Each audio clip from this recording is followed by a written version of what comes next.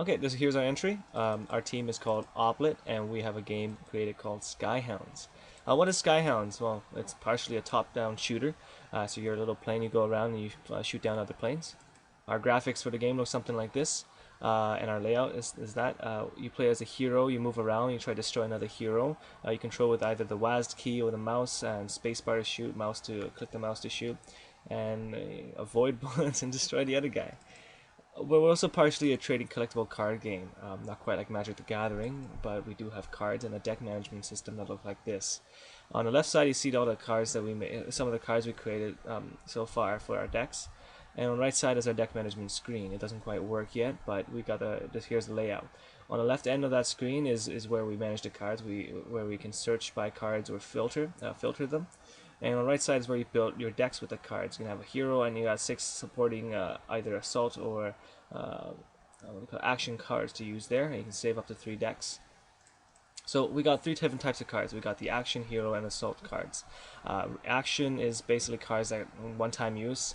So assault, they keep spawning, and a hero is who you play as. And you see the abilities there is what the units would have as an ability. Evade 50% chance to evade.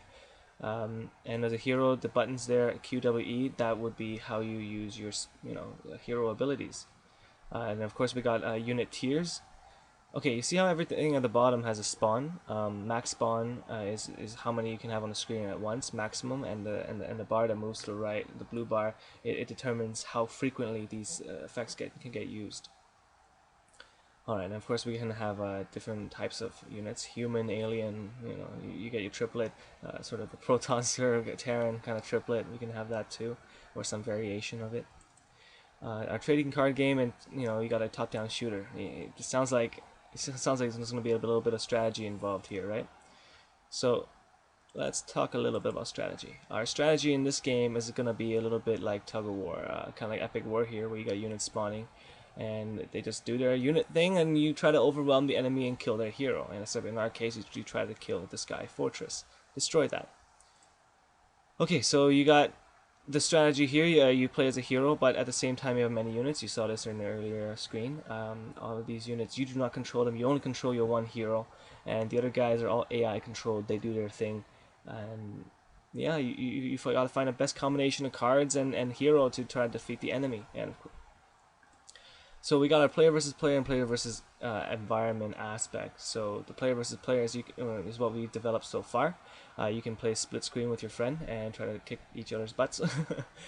Player versus environment is what we haven't made yet. There will be a storyline, and there will be fun missions where the difficulty increases as you progress through the missions. So to recap, we're a top-down shooter, strategy, collectible card game, and we have player versus player, player versus environment aspects, of which we've only completed the PvP. And the CCG isn't quite completely done yet. So our top-down shooter, why did we pick that? It's classic. It's super easy to do. It's just dodge and shoot and use a bunch of abilities. And for this, we got clean collisions and event triggers. So it's all circle detection here. Super fast, super quick, great for lots and lots of objects on screen. Well, more. Our collectible card game is sort of the enticing, the hook. So, top-down shooter is where they understand the game. Collectible card game is where they get hooked into the game. Because all collectible card games, you want to experiment, collect, share, compare, and develop the game. You want to develop your own deck, your own your avatar, or your pilot. And you can see our very friendly user interface that we came up with, not copied, which is sort of an innovation. Our strategy works a couple of ways too, because with your decks and with how you play the top-down shooter skill, then you can test and build various strategies and try to to see how well they do, and then challenge your friends to see how to test each other. And of course, you can play the card games and shooters together with various types of tactics. On the bottom left corner here, you can see a little screen. This is our terrain processor, where we can edit the maps. We can quickly edit maps, change spawn points, AI targets, things like that. Okay, so our innovation is in our new combination of existing genres. We got the top-down strategy and collectible card game, which is just a new combination. And if you notice our screen back then, the deck managing screen, it's super friendly, and our battle interface layout design, it's also unique. because we're incorporating aspects that haven't been done before. All ours has been done ourselves. Our terrain processor here on the bottom left corner is also pretty unique, where we manage how our how our game is played, and we can easily change things. We built that ourselves. So our target market, we want to hit everybody who wants to play short and competitive games. Something that's exciting, a little bit like how Tetris Wars is doing. 2 to 5 minutes, super easy to pick up and have competition. We won't go in as easy as Tetris Wars. Everyone's familiar with Tetris, but we will hit the same market here. Players will come back for us even more because of the collectibles that is involved. And it's got to be convenient, and we have to design the convenience in this game. So connect to Facebook, mobile, PC, and kind of like the 7-Up store. Okay, so why do we choose this market? Well, the urban lifestyle, we're targeting these guys, right? Like age 13 to 25. These people have little pockets of free time, whenever they're waiting around for anything. They like fast competition. It's a fast-paced lifestyle that they live, and that's what they like. And of course, everyone's got a phone. If you don't, well, you gotta, get yourself back up to speed with life. So we got a mobile social market, and these people are generally social gamers. They're not here to try to beat each other completely. They want to have fun. They want to collect. They want to enjoy it more. And that's perfect for growing people's own profile. And we still got it for competitive gamers too. We can have tournaments. So our business model on a quickie. Right, so we want to have free-to-play with a premium play business model. So free-to-play player, everything in the game is free-to-play and can be attained free-to-play. You can be the top player but without paying a cent. But we will limit your number of matches a day if you're free. If you pay anything, if you buy anything in the game, any of our premium currency, then we'll give you unlimited matches, and you can use that currency to purchase in-game premium content. Mind you, you can still get those in-game content without purchasing it with gold. Okay, so for players, what is fun? Sometimes it's this, sometimes it's playing hockey like Canadians do. Sometimes it's, for us gamers, more like this. We like playing video games. So for us is, anything that kind of fits this category, anything that bonds us to our game is what we love. Okay, so what do you think about Skyhounds? Do you think Skyhounds is fun?